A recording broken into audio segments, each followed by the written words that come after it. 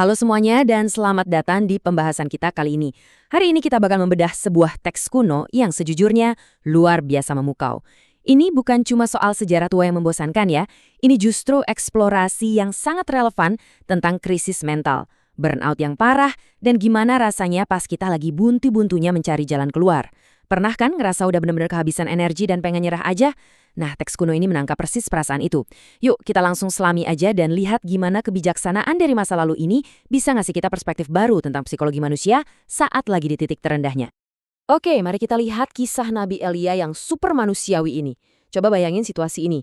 Dia baru aja dapat kemenangan yang epik banget, tapi sedetik kemudian dia malah harus kabur menyelamatkan nyawanya dari ancaman pembunuhan pihak kerajaan. Pertanyaannya, gimana caranya seseorang yang udah di puncak kesuksesan terus tiba-tiba jatuh ke titik terendah absolut bisa bangkit lagi? Caranya ternyata di luar tebakan kita.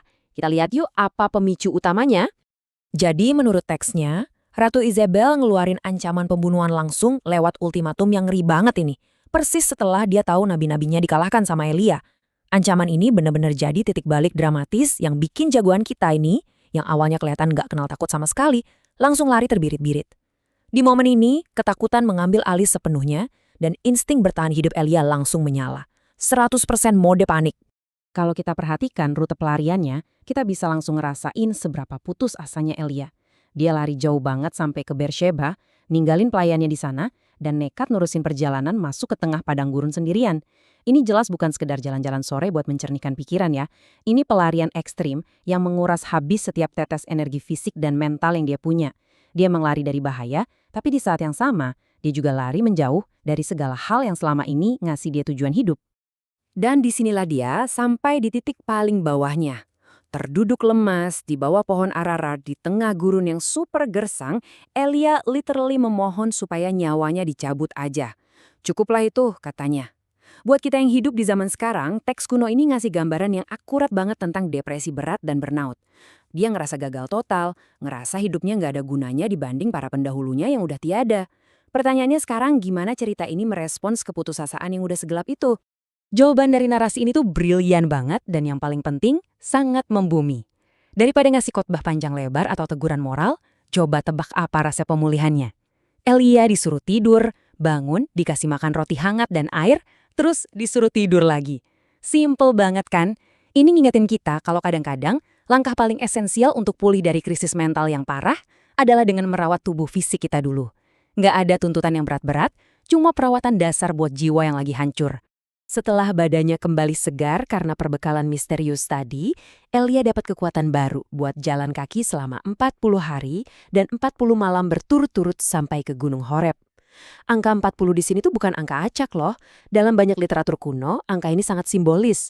Ini menandakan sebuah periode ujian yang intens, masa persiapan mental, dan transisi besar dalam hidup seseorang.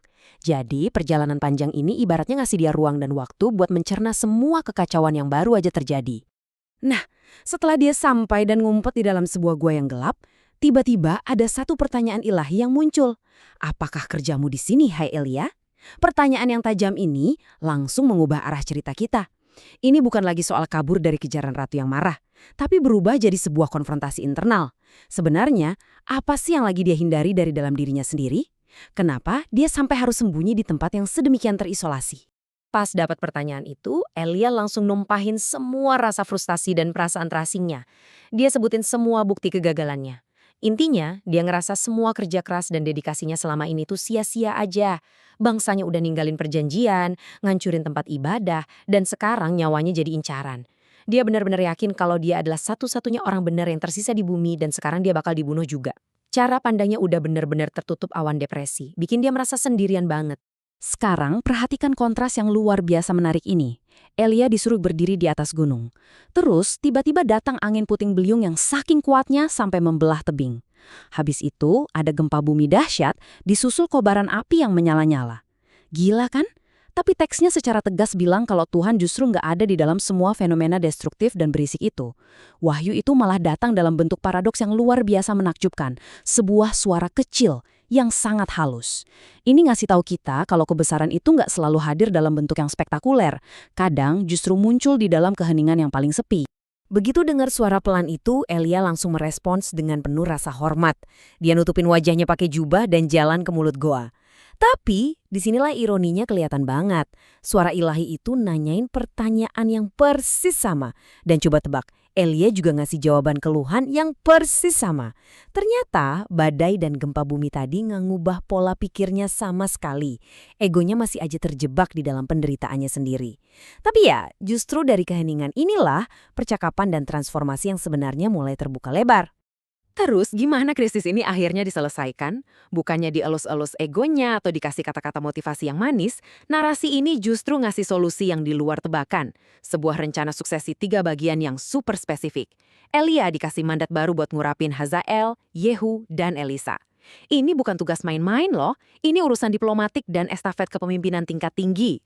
Tuhan gak nyuruh Elia berhenti merasa sedih, dia justru ngasih pekerjaan baru yang langsung narik fokusnya dari masa lalu ke masa depan. Mandat baru ini pada dasarnya ngebentuk semacam efek domino buat pergantian kekuasaan politik dan spiritual. Pesan yang tersirat di sini tuh kuat banget. Apa yang nggak bisa kamu selesaikan sendirian, bakal diterusin sama orang selanjutnya. Rencana terstruktur ini seketika ngelepasin Elia dari beban mental yang selama ini menghancurkannya, yaitu beban pikiran bahwa dia harus mikul dan ngerjain semuanya sendirian. Padahal, ini adalah sebuah sistem yang besar, dan Elia itu cuma salah satu bagian penting di dalamnya. Dan buat matain klaim Elia yang ngerasa jadi satu-satunya orang yang tersisa, teks ini ngelempar sebuah plot twist yang luar biasa. Ternyata masih ada 7.000 orang di Israel yang diam-diam tetap setia. Bayangin, 7.000 orang, Elia sama sekali nggak sendirian. Keputusasaan dan kelelahan yang ekstrem udah bikin dia buta sama realitas kalau komunitasnya itu masih ada dan masih solid. Ini sering banget kan terjadi sama kita, pas kita merasa paling terisolasi, ternyata ada jaringan dukungan di sekitar kita yang luput dari pandangan. Dengan kesadaran baru ini, Elia turun dari gunung dan nemuin Elisa yang lagi asyik ngebajak ladang. Di sini, tanpa ada satu kata pun yang diucapin di antara mereka, terjadi momen yang sangat epik dan simbolis. Elia ngelemparin jubahnya ke atas bahu Elisa. Ini jelas bukan sekedar menjamin jaket ya. Ini adalah ritual inisiasi yang kuat. Sebuah momen estafet kepemimpinan kepada generasi berikutnya. Tindakan tanpa suara ini kayak menggemakan kekuatan dari suara kecil yang halus tadi. Ya, kita nggak selalu butuh kata-kata yang bombastis buat memulai sebuah perubahan besar.